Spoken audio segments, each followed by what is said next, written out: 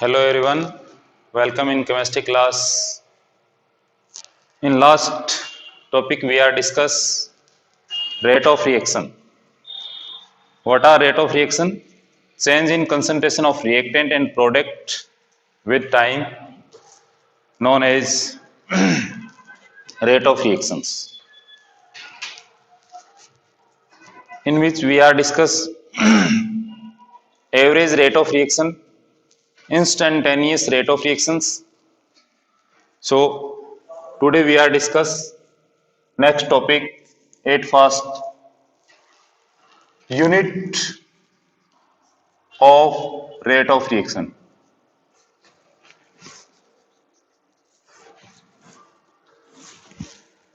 Rate of reaction की unit क्या है?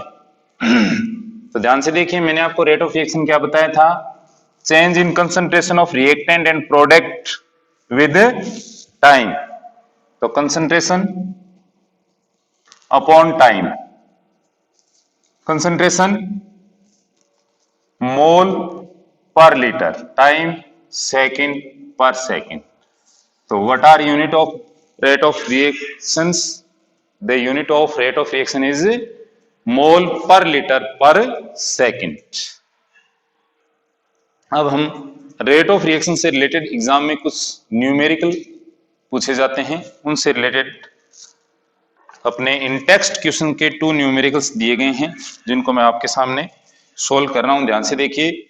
फर्स्ट न्यूमेरिकल अपना दिया गया है, for the reaction reactant convert in product the concentration of reactant change from 0.03 m to 0.02 m in 25 minutes, right? Calculate the average rate of reaction. तो सबसे पहले average rate of reaction is equal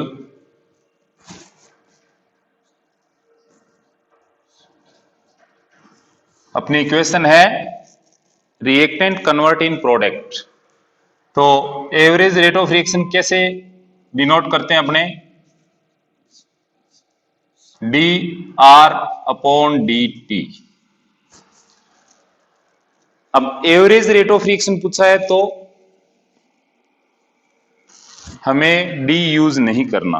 क्या करोगे? Delta, क्योंकि ये एक special interval के लिए आता है.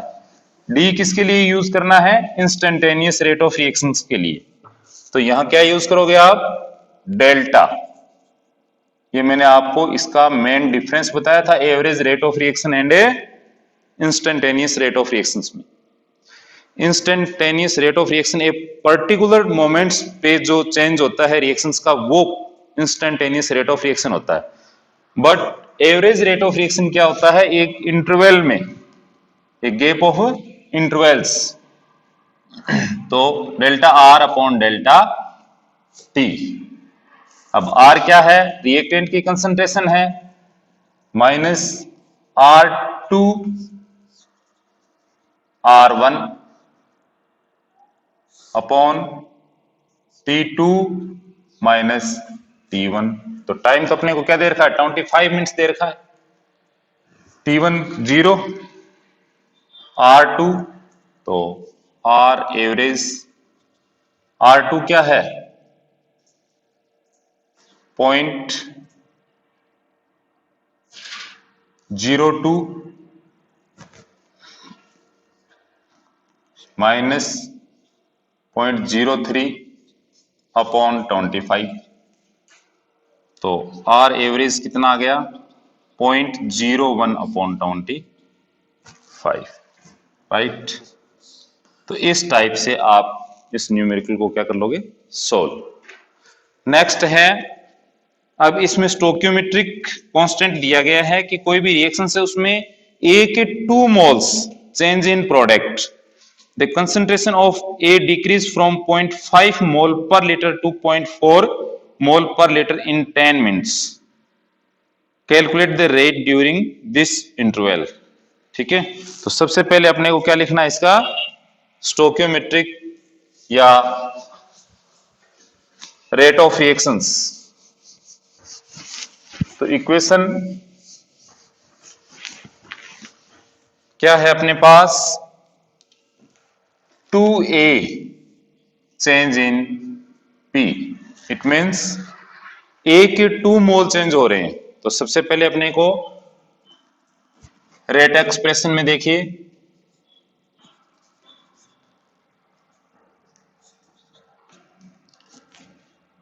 Delta A upon delta T, rate average half delta A क्या बताया चेंज किस कंसंट्रेशन चेंज क्या है 0.5 मोल पर लीटर से 0.4,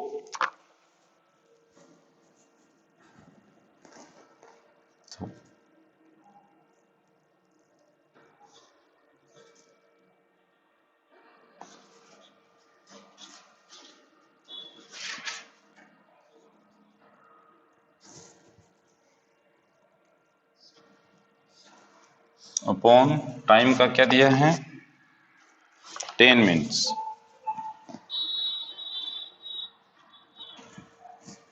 हाँ सर 5।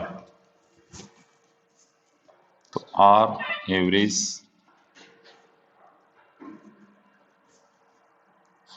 हाफ ये हो गया 0.01 अपॉन 10। अब इसको क्या कर लेंगे सॉल्व कर लेंगे, तो जो भी इसका आंसर आएगा। तो इन टू न्यूमेरिकल्स आपने देखा कि फर्स्ट तो direct reactant to product convert था और इसमें क्या दिया गया है 2 मोल्स चेंज का दिया गया है। तो आप उस स्टोकियोमेट्रिक जो इक्वेशंस का कोफिशिएंट है उसके साथ रेट एक्सप्रेशन करोगे, उसके बाद इसका जो वैल्यू दी गई है उसको पुट करने के बाद में अपने इसका क्या आएगा आंसर आएगा। तो इस टाइप से कोई भी न्यूमेरिकल दिया जाता है उसमें आपको ध्यान रखना है कि स्टोकियोमेट्रिक कोफिशिएंट के साथ है या विदाउट ए स्टोकियोमेट्रिक कोफिशिएंट के साथ है। Next, affecting factor of rate of reactions. तो एक्टिव मास लॉ के अकॉर्डिंग आपको पता है कि rate of reaction depend on concentration of reactant species. अगर रिएक्टेंट स्पीसीज ज्यादा है तो रेट ऑफ रिएक्शन भी क्या होगा ज्यादा होगा। तो हम ये कह सकते हैं first rate of reaction proportional to concentration of reactant। Reactant के प्रोपोर्शनल होता है, जितनी ज्यादा कंसंट्रेशन ऑफ रिएक्टेंट है उतना ही अधिक रेट ऑफ रिएक्शन होगा, राइट। तो फर्स्ट पॉइंट किससे आ गया कंसंट्रेशन ऑफ रिएक्टेंट से। सेकंड पॉइंट अपने लेते हैं nature of reactant, nature of reactant. तो oxidation of nitrogen dioxide in nitric oxide and carbon monoxide oxidized in carbon dioxide in two reactions, first reaction fast rate of reaction and second slow rate of reaction. It depends on the complexibilities of the reactant particle to collide each other and to break down and to formations between two product। किसी भी reacting जो particles है उसकी nature यानी उसमें जो bond पहले से ही बने हुए हैं उनके ब्रेक यानी टूटने पे और न्यू बॉन्ड फॉर्म होने में जो मैकेनिज्म है उस पे डिपेंड करता है। तो नेचर ऑफ रिएक्टेंट पे भी रेट ऑफ रिएक्शंस डिपेंड करता है। अगर कॉम्प्लेक्स है यानी किसी भी रिएक्टिंग पार्टिकल के अंदर बॉन्ड नेचर कॉम्प्लेक्स है तो उसका रेट ऑफ रिएक्शन क्या होगा, स्लो होगा। थर्ड पॉइंट टेम्परेचर से रिलेटेड, तो according to Arrhenius the rate of reaction change with temperature and increasing in 10 degree centigrade of temperature then rate of reaction is double। यानी किसी भी chemical reaction में अगर 10 डिग्री सेंटीग्रेड का temperature अपने increase कर देते हैं तो उसका रेट ऑफ रिएक्शन क्या हो जाता है, डबल। ये अकॉर्डिंग टू आर्हेनियस कंसेप्ट। ऐसा क्यों होता है, इसके पीछे क्या लॉजिक है कि change in kinetic energy with temperature, जो मॉलिक्यूल्स हैं उनकी काइनेटिक एनर्जी में क्या होता है, चेंज होता है। टेम्परेचर बढ़ाने से रिएक्टिंग पार्टिकल्स के बीच जो कोलाइड्स हैं, colliding rate of collides between reacting species are increases, then kinetic energy increases and rate of a reaction increases with temperature। Next, presence of light। तो presence of light आपको पता है इन chemical reactions का नाम होता है photochemical reactions. इनको किन नाम से जाना जाता है, photochemical reactions. Photochemical reactions always fast reactions, यानी ये हमेशा क्या होते हैं, इनमें quantum mechanics according to quantas इनका rate of reaction always fast then other reactions. Photochemical reaction जो भी होगी वो हमेशा ही क्या होगी, फास्ट होगी। इसका पीछे क्वांटम मैकेनिक्स का कंसेप्ट है। नेक्स्ट 5 नंबर पे कैटेलिस्ट। कैटेलिस्ट का जो रिलेशन है वो एक्टिवेशन एनर्जी से है। ये अपने आगे एक टॉपिक आएगा स्पेशल इसका, उसमें डिस्कस करेंगे। पर यहां आपको ये समझना है कि जो कैटेलिस्ट है वो एक्टिवेशन एनर्जी को क्या कर देता है, लो कर देता है, जिससे reacting particle fast change in a product. तो presence of catalyst increase the rate of a reaction. अब इसमें भी आगे मैकेनिज्म में 2 टाइप से कैटेलिस्ट होते हैं, पॉजिटिव कैटेलिस्ट होते हैं, नेगेटिव। तो कई रिएक्शंस में अपने ये देखते हैं कि रेट ऑफ रिएक्शन स्लो हो जाता है, तो उसको एज ए पॉइजन कैटेलिस्ट, यानी जो कैटेलिस्ट की पावर ऑफ द कैटेलाइटिंग रिएक्शंस है उसको क्या करता है, वो डिक्रीज करता है। तो इस टाइप से ये अफेक्टिंग फैक्टर्स के बारे में हमने जनरल पढ़ा। इससे रिलेटेड सीबीएसई में कोई एग्जाम में क्वेश्चंस नहीं आते हैं। तो मेनली इसमें एक तो ये फोटोकेमिकल रिएक्शंस के बारे में आता है, क्योंकि अपने एसेशन और रीजनिंग टाइप के क्वेश्चंस आजकल न्यू पैटर्न में पूछे जाते हैं। तो उनमें आपको ये कंसेप्ट क्लियर होना चाहिए कि कौन सा कथन किस स्टेटमेंट पे लागू होता है। Photochemical reactions always faster than other reactions. तो इस टाइप का ये जो कंसेप्ट मैंने आपके सामने बताया। अब टेम्परेचर है तो टेम्परेचर में मैंने आपको बताया कि 10 डिग्री सेंटीग्रेड इंक्रीज करने पर रेट ऑफ रिएक्शन डबल हो जाता है अकॉर्डिंग टू आर्हेनियस। तो ये कुछ पॉइंट्स जो हैं वो आप अपने according to NCERT text book explain मैंने कर दिया, आप नोटिफाई कर लें। आगे नेक्स्ट टॉपिक है अपना रेट कांस्टेंट या स्पेसिफिक रेट ऑफ रिएक्शंस या रेट लो एक्सप्रेशन। तो रेट कांस्टेंट या स्पेसिफिक रेट ऑफ रिएक्शन,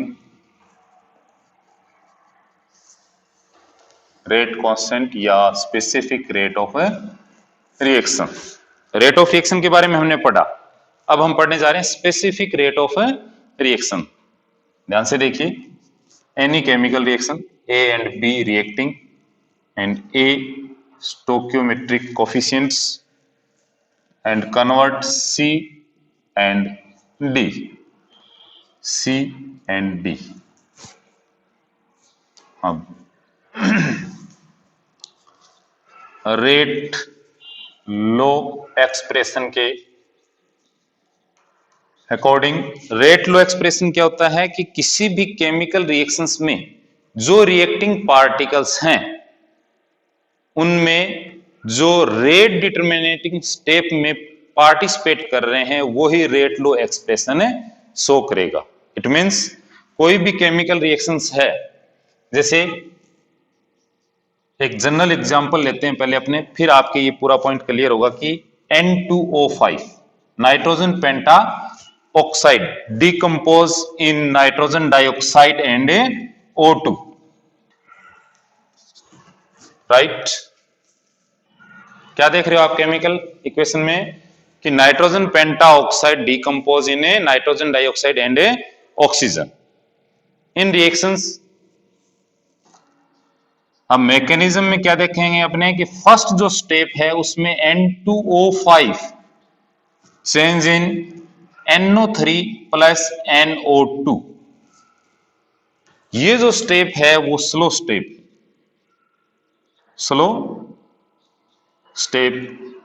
और स्लो जो स्टेप होता है किसी भी केमिकल रिएक्शन के मैकेनिज्म में उसको रेट डिटरमिनिंग स्टेप कहते हैं। Second, N2O5 react with nitrogen trioxide and to convert in nitrogen dioxide। तो ये फास्ट है। अब आपने क्या देखा कि यहां रिएक्टिंग स्पीसीज कितने 2, but in rate law expression में 1 ही लिखा जाएगा। क्यों लिखा जाएगा? क्योंकि स्लो स्टेप के अंदर 1 रिएक्टिंग पार्टिकल ही क्या कर रहा है, पार्टिसिपेट कर रहा है। अब ये चीज आप कहोगे कि कहां से, ये टोटल एक्सपेरिमेंटल कंसेप्ट है। तो मैं आपके सामने रेट लो एक्सप्रेशन को ये कह सकता हूं कि it is completely experimental concept.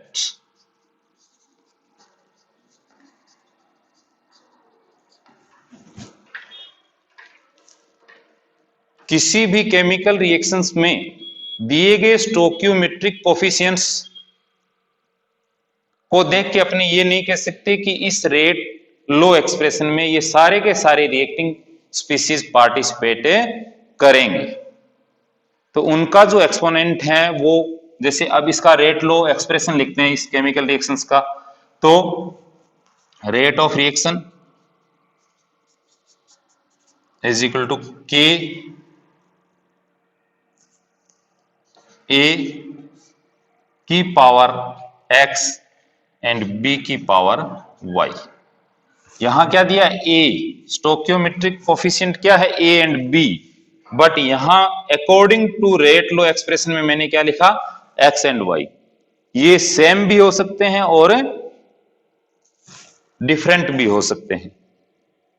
तो रेट ऑफ रिएक्शन, अब यदि a की पावर x एंड b की power y is equal to 1, then rate of reaction is equal to K.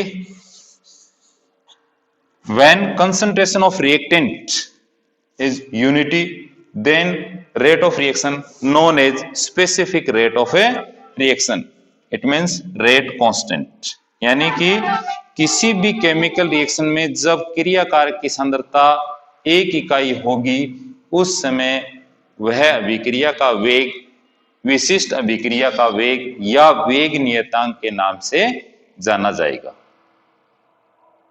Rate constant या स्पेसिफिक रेट ऑफ रिएक्शन की definition क्या है, when concentration of all reacting species are unity then known as rate constant और specific rate of reactions. तो